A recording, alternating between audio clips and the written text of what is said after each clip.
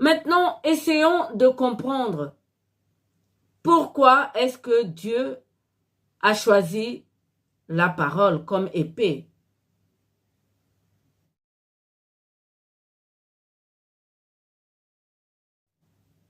Et oui, ça va nous permettre de comprendre la Trinité dont je viens de vous parler. Allons donc dans Hébreux 4 à partir des versets 7. Il est dit ceci. Dieu fixe de nouveau un jour. Aujourd'hui, en disant dans David bien longtemps après, comme il est dit plus haut, aujourd'hui, si vous entendez sa voix, n'endurcissez pas vos cœurs. Un nouveau jour. C'est là l'héritage que nous, les évangélisateurs, vous rappellent. C'est-à-dire que Dieu, sa gloire est dans le ciel et sur la terre. Mais il y a un nouveau jour, c'est-à-dire son repos, son sabbat. Et oui, le sabbat de Dieu, frères et sœurs, le repos de Dieu. Pour que nous puissions entrer dans ce repos de Dieu, il faut que nous soyons baptisés au nom de Jésus. Donc, du Père, du Fils de l'homme et de la parole de la Bible, de l'Évangile. Je continue la lecture. Il est dit ceci. Car si Josué leur avait donné le repos, Dieu ne parlerait pas après cela d'un autre jour. La bataille pour Canaan a été très difficile. Et pourtant, là n'est pas le repos. Avec l'actualité, nous le savons. Nous attendons la troisième Armageddon qui va nous faire entrer dans le repos de Dieu. Pour ceux qui vont accepter Jésus-Christ, pour ceux qui vont recevoir le baptême, qui vont recevoir que Jésus-Christ règne sur eux. C'est là le repos de Dieu. La gloire de Dieu, l'héritage. Je continue. Il y a donc un repos de sabbat réservé au peuple de Dieu. Car celui qui entre dans le repos de Dieu se repose de ses œuvres, comme Dieu s'est reposé des siennes. Empressons-nous donc d'entrer dans le repos afin que personne ne tombe en donnant le même exemple de désobéissance.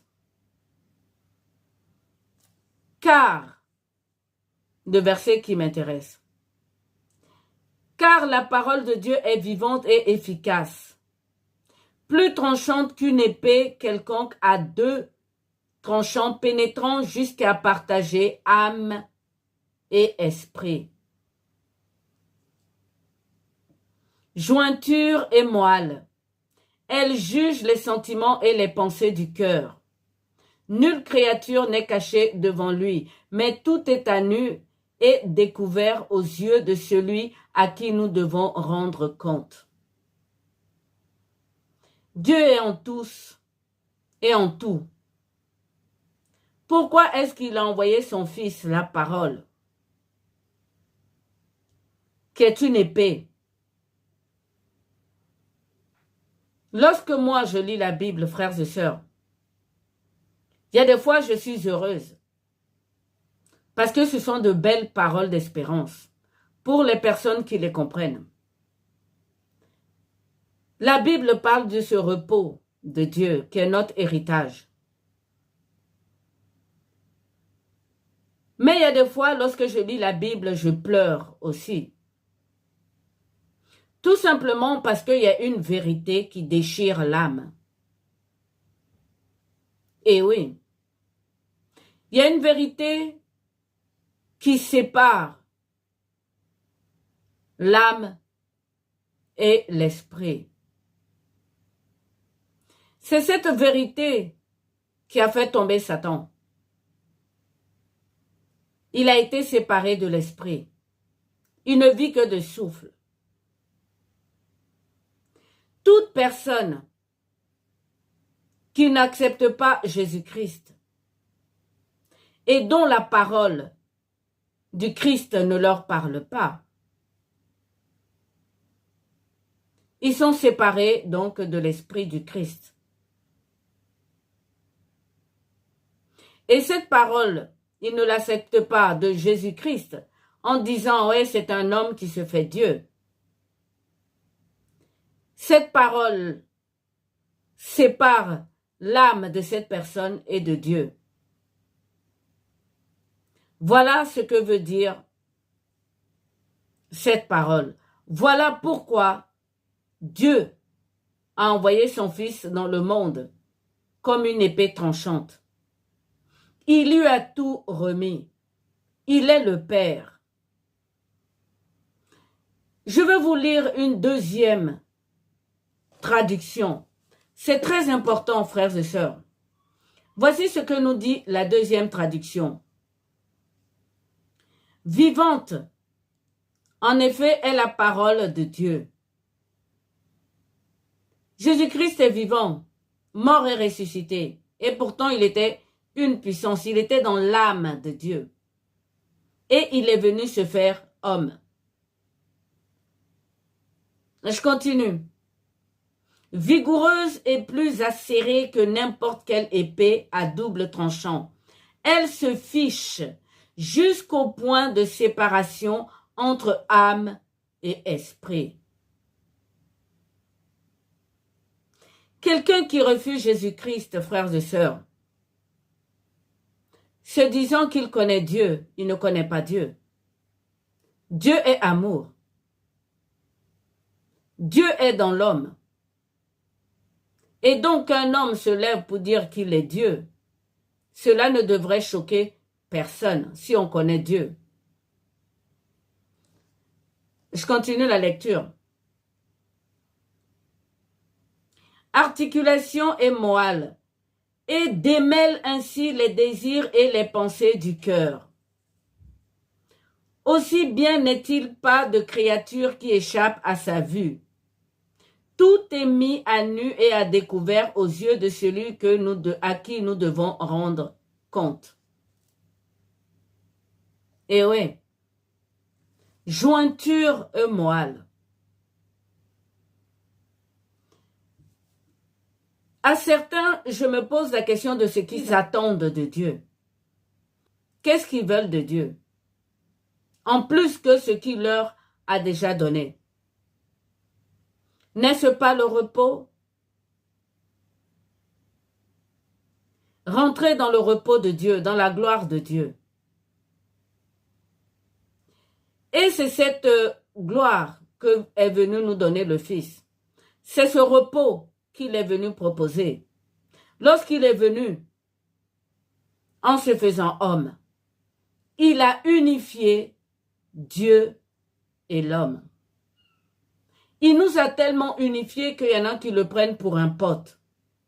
Je l'ai dit dans les précédentes vidéos.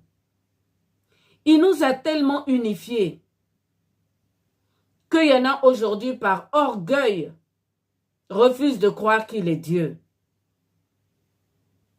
Jésus-Christ est vrai Dieu et vrai homme. Sa parole est une épée tranchante qui sépare âme et esprit. C'est ce qui est arrivé du diable.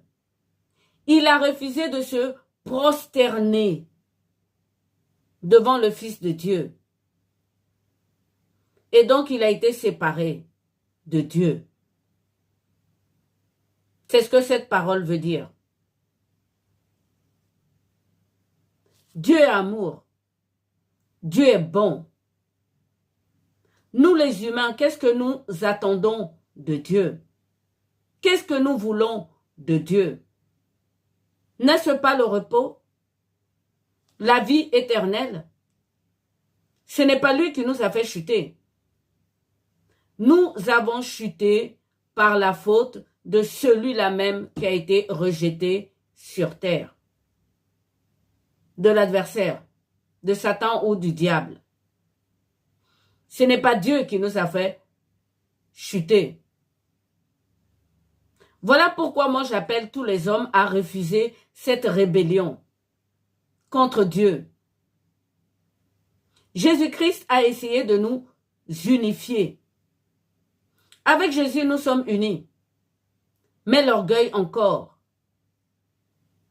sépare l'homme de Dieu du Fils de Dieu. Cette blessure donc du jardin d'Éden, frères et sœurs, est vraiment très douloureuse, très pénétrante. Je vais prendre donc la Trinité de la foi. Et oui, tout est trine. Commençons par Père Abraham.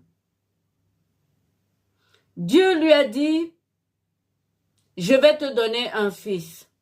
Il avait 100 ans, sa femme stérile. Abraham avait foi en Dieu. Mais Sarai, notre mère, elle a perdu patience. Elle a donné sa domestique à Abraham. Voici encore une preuve de la faute d'Adam qui continue. Mais Dieu a béni Ismaël. Il a choisi Isaac. Encore avec Isaac. Sa femme a des jumeaux. C'est extraordinaire. Jacob et Ésaü. La faute met encore son nez au milieu. Eh oui, cette faute du jardin d'Éden est très profonde. Ésaü, pour un plat de lentilles, vend son droit d'aîné à son frère, avec l'aide évidemment de la mère. Eh oui, frères et sœurs,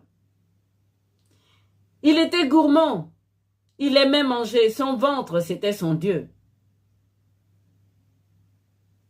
Et Dieu a pris Jacob. Donc vous voyez, à chaque fois, il tranche. Il a tranché entre Isaac et Ismaël. Il a tranché entre Ésaü et Jacob. Et vous allez me dire, mais les 12 tribus de Jacob, c'était bon? Eh ben non, ce n'était pas bon. Les 12 frères, ils voulaient tuer l'un d'eux, Joseph. Eh oui, Dieu a sauvé Joseph par ses voies qui sont insondables. Joseph a eu 2 fils, Manassé et Éphraïm. Dieu a eu beaucoup de problèmes dans le désert avec Éphraïm. Parce que Éphraïm, son père, était premier ministre en Égypte. C'était dur pour lui de vivre dans le désert.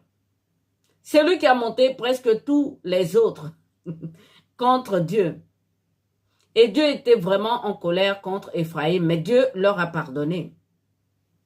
Et donc vous voyez que dans les 12 tribus, il manque Dan et Éphraïm. Encore tranché. Donc que Dieu ait choisi son fils comme une épée. La parole, Jésus-Christ est vraiment une épée de l'âme. Je vous le dis, ceux qui aiment Jésus-Christ, c'est ceux qui le connaissent. Ceux qui craignent Jésus-Christ, c'est ceux qui le connaissent. Ceux qui acceptent la foi en Jésus-Christ, c'est ceux qui le connaissent. Si vous ne connaissez pas Jésus-Christ, vous ne pouvez pas accepter. Ou du moins vous acceptez comme un enfant, parce qu'il est écrit dans la Bible. Il faut croire comme un enfant. Si vous ne croyez pas comme un enfant, vous n'entrerez pas dans le royaume des cieux. Vous pouvez choisir aussi cette voie-là, de croire comme un enfant. Mais le problème, c'est qu'avec la plaie que nous avons du jardin d'Éden, c'est-à-dire dans notre âme, nous ne sommes plus des enfants, nous sommes blessés. La seule alternative qui nous reste, c'est de connaître Jésus-Christ. En vérité, dans sa longueur et dans sa largeur. Il n'est pas notre poteau. Il est Dieu. Et il est le Père. Dieu lui a tout remis. C'est lui qui règne jusqu'à vaincre la mort. Et donc l'évangile tranche. C'est une épée tranchante. Elle va séparer âme et esprit. L'esprit, c'est la vie éternelle. Je vous l'ai dit dans la précédente vidéo. Et donc, si on sépare une âme et l'esprit, ça veut dire que l'âme va à la mort. L'âme de l'homme sans l'esprit de Dieu qui est éternel, sans le Saint-Esprit, si vous voulez, l'âme ne sert de rien. En tout cas, en ce qui concerne l'homme. Voilà, frères et sœurs, pour cette vidéo. J'espère que vous aurez compris, moi, ma méditation sur la Trinité. La Trinité, c'est Dieu, Jésus et la Dame. C'est le Saint-Esprit, le Fils de l'homme qui est le Dieu invisible mais qui s'est rendu visible, et la gloire de Dieu, c'est-à-dire le repos de Dieu.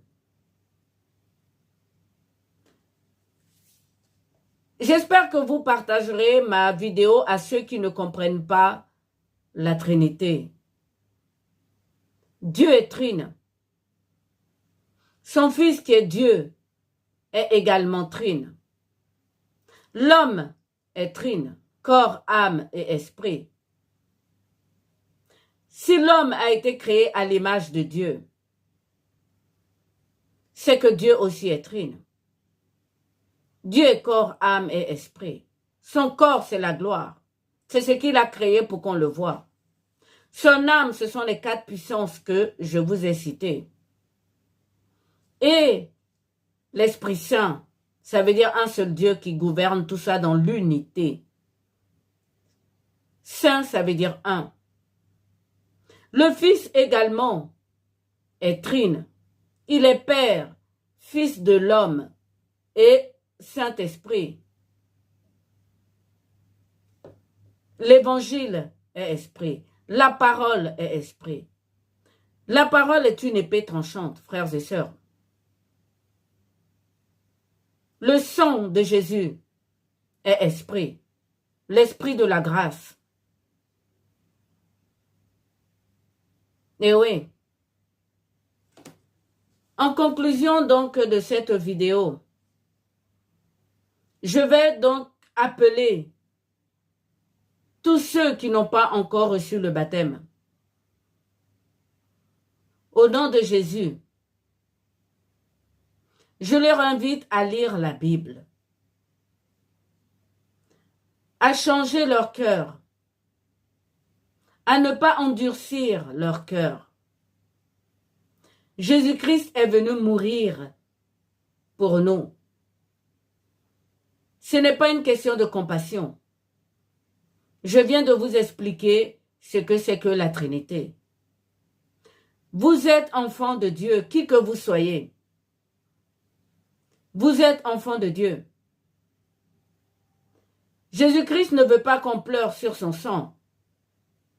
Il veut qu'on se convertisse et qu'on soit sauvé.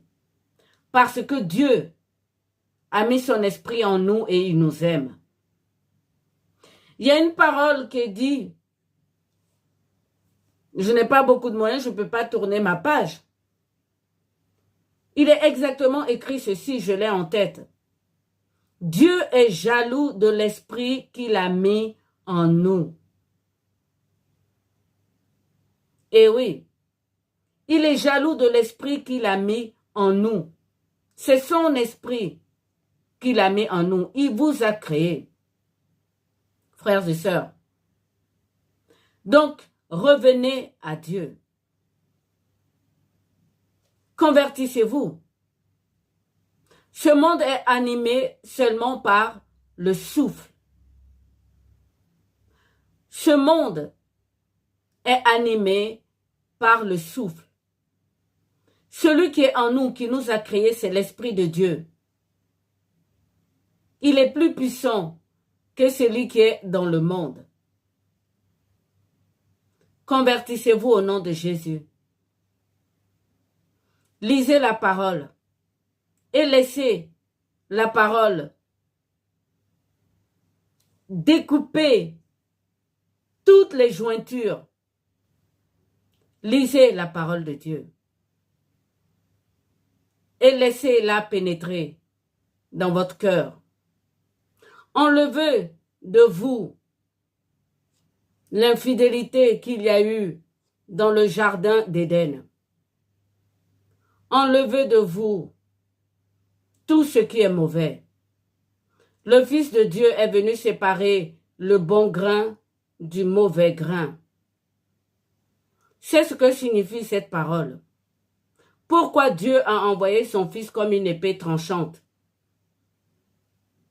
Saint Jean nous l'a dit. Il a son vent en main. Il vient pour vanner. Nous, les femmes africaines, nous savons ce que c'est qu'un vent.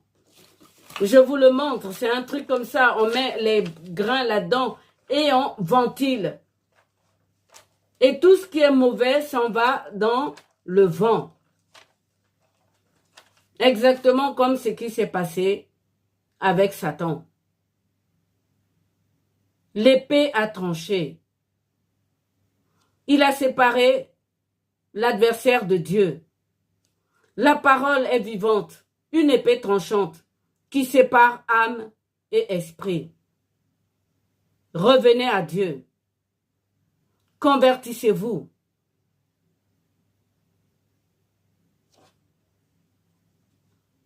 Notre Seigneur Jésus-Christ est vivant, frères et sœurs. Dieu veut vous donner le repos du sabbat.